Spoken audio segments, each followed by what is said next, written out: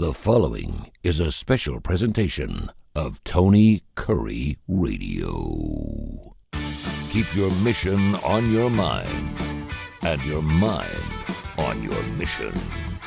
This is Mission Minded with Michael Coleman. One of my favorite times of the week. And you can see his big hand right there on his camera. He is arranging things so he could get his good side here on our YouTube channel, Tony Curry Radio, Heart of Alabama Food Bank CEO. Michael Coleman joins us here from Mission Minded. Keep in mind your mission on your mind. We do this show every single week. We talk about business. We also have a show called Bite by Bite, which is specific to Feeding America and, of course, the Heart of Alabama and food insecurities. And we'll do that right after this show. But you can find both of them on podcast, wherever you get it, and right here on our YouTube channel, which is, by the way, by far the most viewed or listened to portion of this because obviously people love to see our beautiful faces and how handsome we are. So that's a good thing. Michael, how you doing? Everything good? Yeah, I'm doing well. Just coming off a week of vacation and spent a couple of days down at the beach. Although it was double red flags the whole time because of the riptides and sharks. Yes. But as a matter of fact, right after we left, three fathers actually came down from Birmingham, and they had just checked into the hotel. They said, "Hey, let's go get something to eat." And they're like, "Well, before we do that, why don't we go for a quick swim?" All three of them drowned in the riptide. Oh, my gosh. Yeah. Wow. Yeah, and there's a much better shot at obviously dying from a riptide than there is from a shark bite. But especially if you're not used to it. I mean, I spent a lot of time down in the Panama City area growing up, and as a young man, and so you were always told. I've had the riptide. It's scary. My feet out from under me. Yeah, It's scary because you feel like you're being pulled out, but you just have it drilled in your head that, okay, you just relax, don't fight, just let it pull you, and then get oriented and recognize, and don't try to swim directly back inshore. Sure. But swim parallel to the coast, and you'll swim out of it eventually, and then you can come back. But number one, if you're not used to that. Number two, when you get flipped upside down and you aren't ready for it, it's very disorienting and can be upsetting. And so it's just hard to know how you'll respond. Can you think calmly through an ordeal like that? And that's one of the double red flags, at least in Florida, mean that you'll be arrested if you're caught in the water. I mean, that's how serious they are. Single red flag means, hey, don't get in the water. There's problems, but you can still go. If they catch you out there, they're gonna haul you off to jail. Yeah, it's funny because and maybe this is more of a swimming thing because you don't have a lot of time to think about it. But I always think of that word panic. I was watching some show the other night where some guy was actually scuba diving inside of a pyramid. Oh, I think it was Expedition, whatever that Josh Gates thing, and he's a little claustrophobic, and so he's actually going under submerged. And they're like, the number one thing is don't panic. First of all, it messes up your breathing, right? Which will take up your oxygen. And if you've ever scuba dived and you do kind of freak out because it's you have to acclimate yourself to breathing underwater. It just doesn't feel right. It's just weird. Right. Once you get used to it, then you're good. But yeah, the panic aspect of it, and that goes for falling in pools or anything else. But normally, water. Let me ask you this, since you brought it up. In the world of business, is there any time that you'd ever want to panic, or is there any other time that you've thought you don't ever want to panic? But has there ever been a time that you've panicked in business? Because panic seems like it's knee jerk. It's something I have to do right now. And obviously, when you're swimming, you can drown. You can't drown in your office. But is where does panic play into the business world? Well, it's when you see things that are affecting life and limb. Somebody gets hurt on the job, their life is hanging in the balance. Usually with operational type things, if it's not life or limb, but it's just, hey, this needs to be addressed immediately. You see some things. Yeah, you try not to move in a panicked way because it's just like that. When you're moving in a panic, it's hard to take in all this around you and all that's happening. You get so almost blind. It's almost like I've seen dogs, and the way they describe it is when a dog just sees red, the dog doesn't hear you anymore. You could be calling that dog off, but if a dog attacks another dog or attacks a person, it's like they only see red and you can't unlock their jaws. They're just so fixated on it. You don't ever want to be that, especially if you're the leader, because then you don't, you can expedite your actions, but you don't want to haul off in a panic, because then you're closed off to not only what's happening, but people's response to what's happening. Because oftentimes people can respond to something very serious and make the situation worse because they're not thinking clearly. And so you can duplicate problems, somebody getting electrocuted and somebody else coming over there and grabbing them themselves, Mm-hmm. Yeah. those kind of things, trying to help, but just not thinking clearly. So, yeah, those kind of things are, you want to, even though you may be pretty jittery on the inside, and there's been times I've been pretty jittery on the inside. I try to keep perspective that if it's not somebody's life or limb in danger, then everything else is gonna take care of itself. All right. Well, there is something out there, and it's true, because it does seem like things end up taking care of themselves. And obviously, there's some things that we need to do from a business standpoint to make things more equitable and more even, if you will, even keel in the world of business. And DEI, I think, was created for that. DEI stands for diversity, equity, and inclusion. There are other ones called JEDI, which is justice, equity, diversion, inclusion. There's equality in Britain. I get EDI, equality, diversity, inclusion. So any of those words you can kind of jumble around. First of all, why was DEI created? And I know from a political standpoint, it's certainly, that's looked at a little different, but the University of Alabama recently just let go of a lot of people because of their DEI program. I guess I could call it a program. And then we'll get into what exactly is changing with this program, which I think a lot of people thought was a good idea when it first started, I think. Yeah, I think really the push for it, if you'll remember, most people may not remember DI coming around, but they do remember George Floyd incident. Sure. When and I know that there's radically different views on what happened during that time, but police officers were convicted of either manslaughter or murder. I don't remember. I think it was manslaughter, but anyway, serving prison time because of it. And so everybody, that's when we started going through the cancel culture. Everybody got very sensitive. And so the idea came about, how do we make sure that everyone has a seat at the table? So you start seeing colleges, even years ago, Harvard dropped the SAT because they had become convinced that that was biased towards people of color. And it's interesting that Harvard is bringing back the SAT because they recognize you have to have some standard of evaluation to be able to bring people in other than skin color. Before I get into this, though, let me just dig into this DI just for a little bit.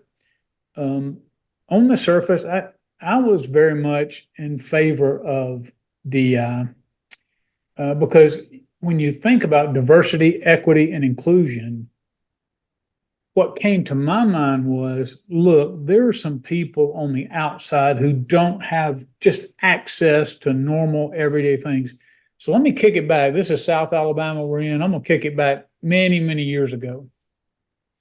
There were a good example would be, there were a lot of government jobs that were really controlled. There was not a fair hiring practice.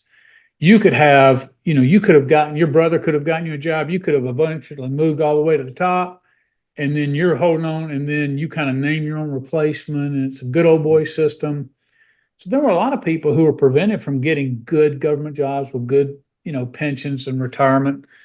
Not just that, but contracting as well. Because until the government came along and said, hey, you are required to do a certain amount of minority contracts, and, if they're federal, if they're government, lots of times you have a good old boy system inside of that, and the same people getting the same contracts and they're benefiting. And you have people on the outside, oftentimes, not always people of color, but for whatever reason, they're on the outside and they don't get a fair shot at these kind of contracts. And so you're like, hey, we just recognize that's innately not fair. It's not based on their work or that, hey, these contractors are better. You don't have any idea.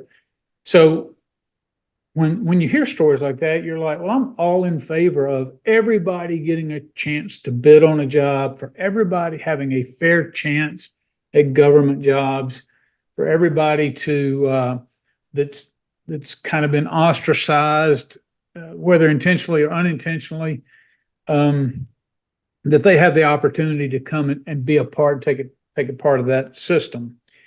But what's happened is you now have, I think, 12 states. I could have this wrong. I think 12 states that have now outlawed. I know Florida and Alabama and North Carolina. Alabama recently did it, where you outlawed DEI because the idea of diversity, equity, and inclusion has ended up becoming something vastly different than at least what the words say.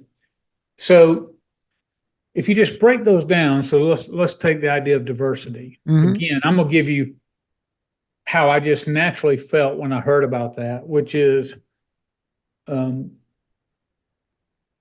I'm going to do anything, I would think it's naturally healthy that I want people who as much diversity in the room. And I'm not talking, when I say that, I don't mean just racial diversity. What I mean is different experiences, different perspectives, introverts, extroverts, people who are type A, type B, as much diversity so that when you look at a problem, you're kind of hitting it from every idea. And that's the idea to me of diversity. But what ends up happening is you get, if you get so fixated on racial diversity, but if the racial diversity, if they all end up thinking alike, yes, they're racially different, but of the same process, the same thinking, the same mindset. So you're not getting diversity of thought, you're just getting diversity of race. And so that began to happen in a lot of places. And then you establish places of color. And so there were universities where white people would come in, and there's even videos of this where white people would come in because you started using things like white privilege. And every problem experienced in the world was ultimately the fault of a system that was created by white people for white people. And so therefore, everything that was wrong with society and everything that had ever happened to a person of color became the fault of people with white skin. At least this is the argument on that side of the aisle. Yeah. And so you would see videos cropping up at universities where they're like, no, you have to leave. This is a restricted area for people of color. Don't bring your white privilege in here. And so there were white students who were being banned from certain areas and certain activities and doing certain things. And so when you go back and say, wait a minute, the idea of inclusion is including everybody. Don't throw the baby out with the bathwater. The idea is, hey, we want everybody to have an opportunity. But what began to happen was it became a radical movement in many places, not with all people, but it was about let's elevate people of color and make sure that everything is put in place for their advantages, and screw the evil white people, because that's what's wrong with this world right now is all the white people who are involved. And so it's a very delicate issue. And again, when I look back as somebody from South Alabama, I go back and I totally get the idea of that we have a terrible racial history. I get that. I know that decisions were made that people of color were excluded. I 100% get all that. And I want to make sure that things are put into place to overcome that. But where I think we are as a society today, of course, there's always going to be differences and there's always going to be racial challenges. But I'm for a system that says, let's create a system where everybody has the same opportunity. So let's just go back. If I'm a contractor, I want you to have the opportunity to bid, but I want everything to be done based on merit. That's how you have true equality.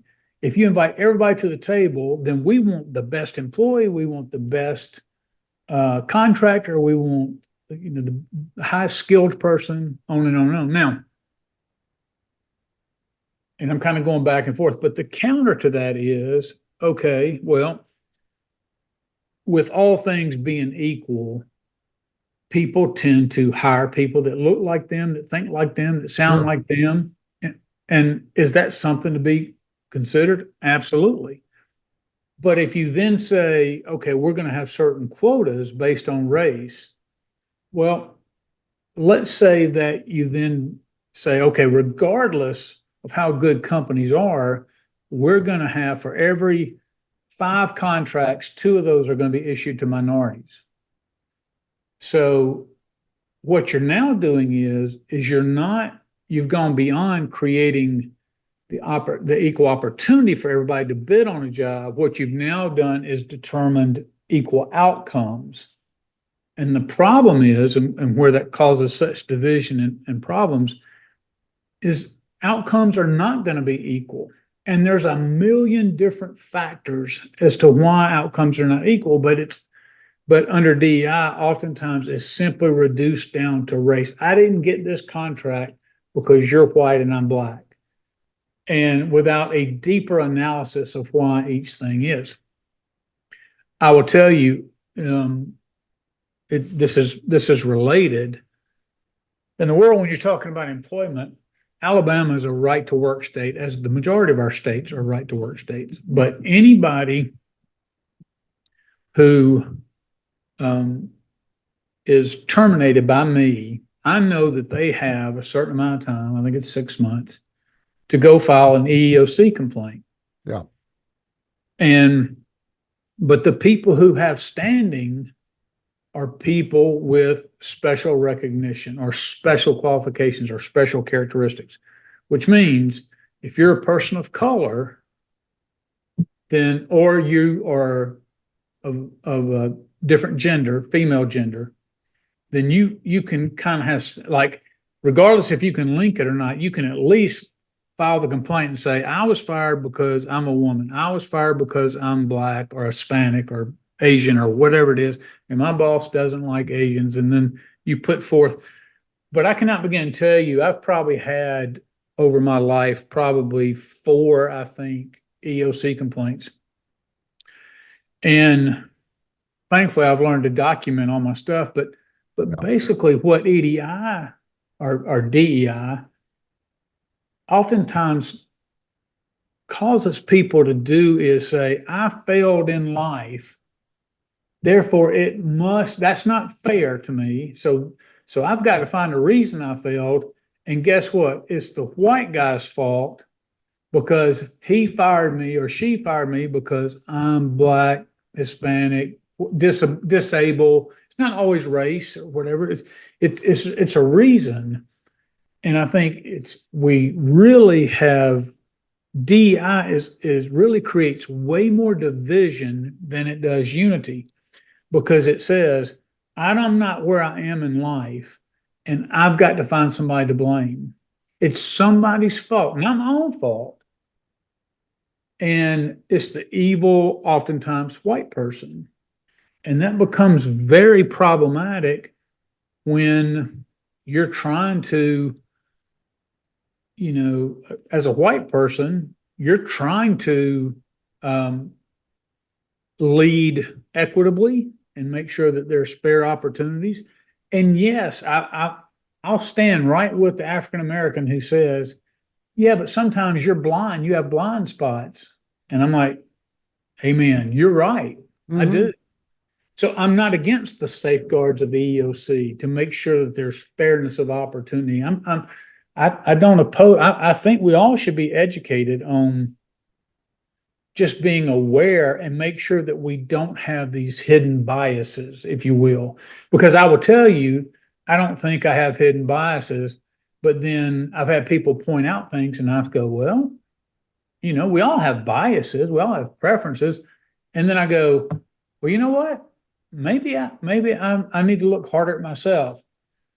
But this whole movement is out of control because what it's trying to do, it's created further division, and it's trying to create this equity of outcome. And it's been so problematic. States are just finally pushing back and just outlawing DEI. And let's and thank you for explaining that. And I wanted to let you go because I know a lot of people that are listening right now are probably strong opinion one way or another. Listen, in most cases, when you create something like this, it was created for a good intention. Intentions are great. Yeah. Intentions are always good. Yeah. And if and I think this country, it's roughly 17, 18, 19% African American. So you're saying 1 in 5. Oh, it's not that high. It's only about 13%. Okay. Yeah. Then maybe it's gay people. Well, maybe. Sorry. Maybe. Sorry. It probably is. Somebody's 18 or 19%. I don't know who it is. Yeah, maybe I'm thinking 17 to 20% black people in Birmingham, which is probably a little closer. Anyway, let's say just for sake of numbers, 1 in 5 people are African American, and so when you look at numbers, you would like to think in a perfect world that 1 in 5 people who get fired or hired for a particular job would be African American, because that would be now depending on what part of the country you live in. Obviously, there are parts of the country where they're 80% African American. There are parts where they're is 95% white. I certainly understand that. It's funny. We worked for a classic rock station. I did for 35 years. We had to hire at least 2 black people on our staff. Yeah. As part of the FCC rules and regulations. And it was pretty much a done deal. We had to have someone on air. Well, do black people like classic rock? Well, sure they do. You don't think they do, but they certainly do. And so every classic rock station that I ever knew of, and there had to be 50, had a black guy working overnights. Yeah. Because that was where you could kind of hide the black person, because the black person sounded different. And so it was. Yeah.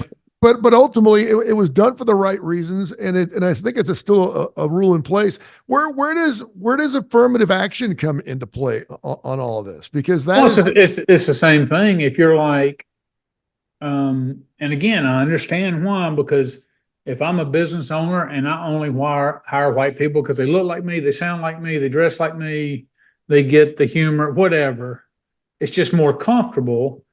Then I don't have to learn another culture. I don't have to learn another perspective. And so what ends up happening is then, again, people are pushed outside. At least that's the premise of bringing in that says, no, you have to we're going to be looking at your total employment. If you're over this many employees, we're going to look at your racial breakdown, gender breakdown, all those kind of things. It gets reported to the government. If you're over 50 employees, it gets reported regularly what all that is.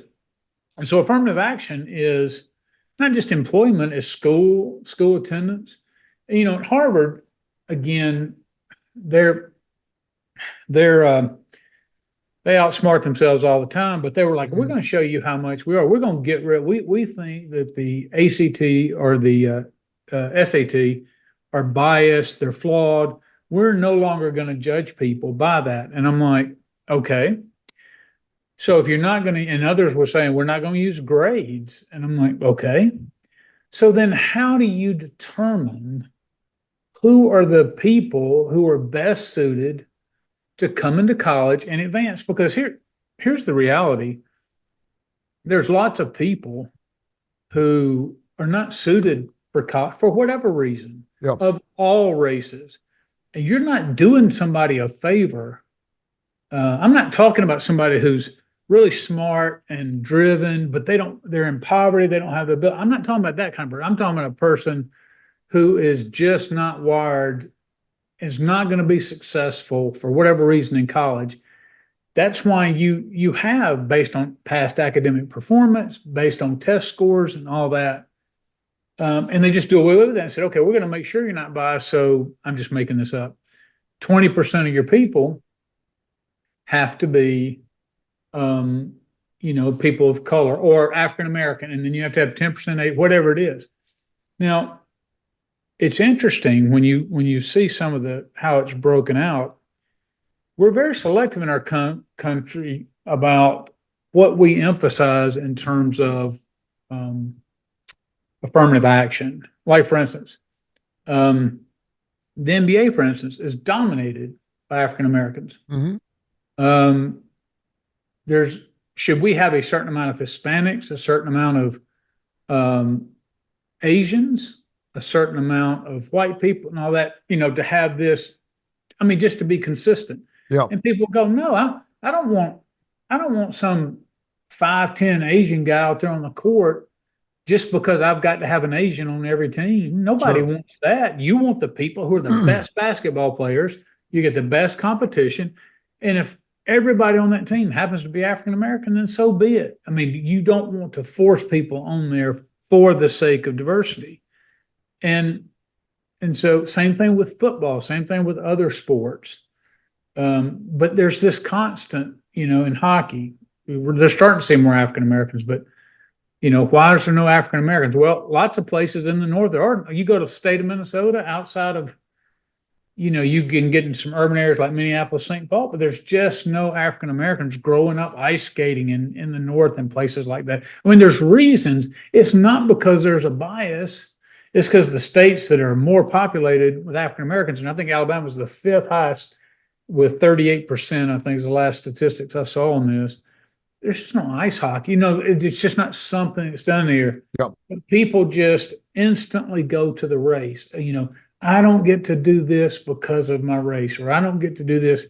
This was a white person, and she had tattoos all over her face, and she had piercings all over her, and studs all over her face, and had across her neck a demonic tattoo. Sure. It's very clear, very clearly she was in the practice the occult and all that. And she says, she went to go apply for a job, and they said, "No, I'm sorry, we don't have a position open for you." And she wonders, was it about my tattoo? And I'm sitting there going, well, yeah. I mean, I'm just going to tell you, of course it was about your tattoo, because nobody wants their brand associated with the occult. Nobody wants you interacting with the cult, with customers, when you've got this devil stuff coming out of your neck. And so lots of times people are like, hey, I want to maintain, I want to speak like I want to, I want to act like I want to, I want to do everything you want to. And the business owner's going, okay, fine. But this is what I'm looking for here. Mm-hmm. And so there's that element. And that's white, black. And that was the other point I was going to talk about. So on top of affirmative action, a lot of times you want to hire people that are speaking to your customer. And exactly. if your customer is primarily white, and I don't know what, I can't think of a widget or whatever that would be primarily a white situation, but depending on what part of town you're living in, let me ask you this too. I think this is interesting. Have you ever thought it was a good idea that we forced segregation? And what I mean by that is forced blacks and whites to get to know each other. Well, so I think segregation. And I know we have to be careful here, but I mean, we're just having an honest conversation. Some of my best friends are black. I've got a lot, so I've heard that a million times.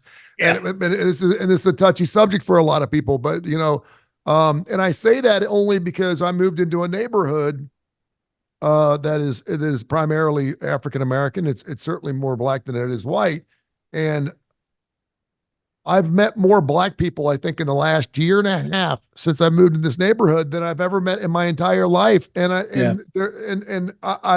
enjoy it. I don't look at my neighborhood any differently. Yeah. I know some people would. I've lived in neighborhoods where it was all white, and then black people started moving in, and it made people uncomfortable, which is really, really sad.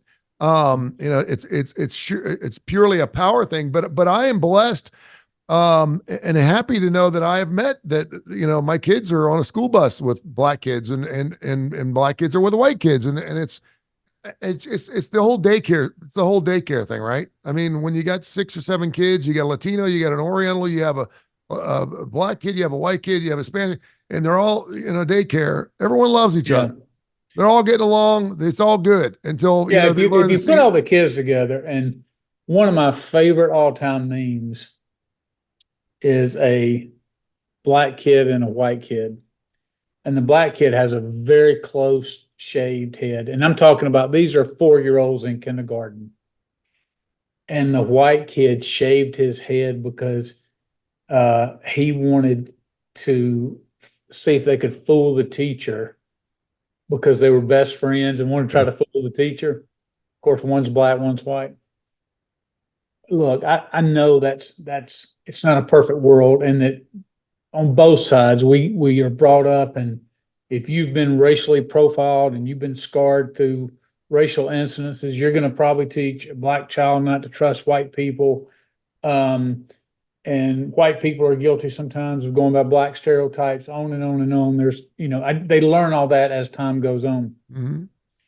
It would be wonderful, but we just know the evils of this world involved in the. So I said that before I start rambling, to go back to about the segregation thing. I'm glad segregation happened, because without it, we at least started providing better opportunities to people, and give and treat African Americans and people of color, giving them opportunities that they deserved, recognizing their contributions to society, in the workforce, doing all the things that they do to make the world better.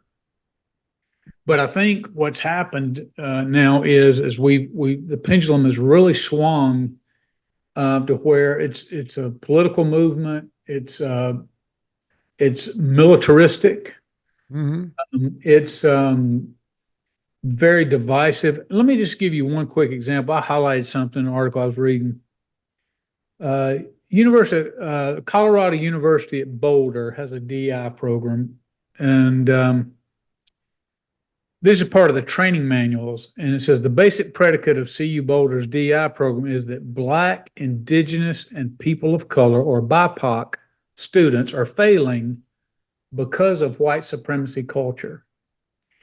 And so then it says, what is white supremacy culture? According to CU's Boulder documentation, it includes individualism, perfectionism, a sense of urgency, worship of the written word, and objectivity. These traits are supposedly vestiges of whiteness and unavailable to racial minorities, and an unintentionally bigoted attitude. Now, what's happened is they offer resources and training like how to be a better white person. Step 1, realize you're white. Step 2, recognize your privilege. Step 3, know things. Finally, how to be an ally to racial minorities. And they talk about institutionalized whiteness and white privilege and white fragility, and on and on and on. So when you start talking about that individualism and an objectivity, think about this for a second. I heard this years ago, actually. A math teacher said that math is racist. 2 + 2 is racist. Because anything that was objective, this was not her sole explanation, but anything that's objective, everything needs to be subjective. Well, the problem is, then you removed meaning and context, and for everything you do, you can make any word be anything you want to be. And we've just lost control of society. Yeah. If we can't say 2 + 2 is 4, she was saying, well, to some kids, 2 + 2 might be 5, and that's okay. And I'm like, no, it's not okay. You're not helping a child by teaching them principles that they are not going to be able to live by. Mm-hmm. It may make people feel better in the moment, but this whole idea, this is how it's become very toxic, is, if you'll notice, it's all because of this BIPOC. If students are failing, they don't need to, there's nothing here that says they need to look within themselves, their own habits, their own work ethic, their own pace of how their sense of urgency, all that, because that's all whiteness and it's all evil, and you are placed in that situation because of evil white people. You're failing because of white superiority or white supremacy. And so think about what that does. Then that makes an African American student go, or has the potential to go, yeah, these white people, they've been trying to keep me down. I hate them. And Mhm. so when you say diversity, equity, inclusion, that works against all that because you're saying, I want special treatment, I don't want to be just included. I want advantages that are going to elevate me to have an outcome that's greater than what necessarily maybe I've worked for or otherwise I would have. But this equity, there's nothing equitable about that, about um, recognizing or blaming everybody or having a built-in excuse for failure based on the color of somebody's skin. Again, I'm wide open to saying I'm willing to sit down and analyze my biases and look at maybe where my own lens is skewed. But I serve in the nonprofit world every day, and the vast Mhm. majority of people that we serve in Alabama are African American populations. And we love the people we serve, and we recognize that there's challenges historically based on race. And I'm not denying that at all. But we all have to be accountable for the culture that we propagate, that we choose to live in, because everything we do and say in this body is going to bring about consequences, are going to bring about results. And it may not be results we want, but, my saying, I mean, it's always been, if I'm not getting the results that I want, then I need to do something else. I can't sit around and wallow in self-pity and blame other people for me being unable to get ahead in life. Yeah. Any of your thoughts on this? Info at TonyCurryRadio.net. You can go ahead and headline it Mission Mighty. Keep in mind your mission your mighty. Is Michael Coleman, the CEO of the Heart of Alabama Food Bank. We have another show called Bite by Bite, which we'll be doing next if you're listening on the Tony Curry Radio podcast and or the Tony Curry Radio internet show right here on Tony Curry Radio. Michael, till next week, brother. Thank you very much. Enjoyed it very much. Thank you.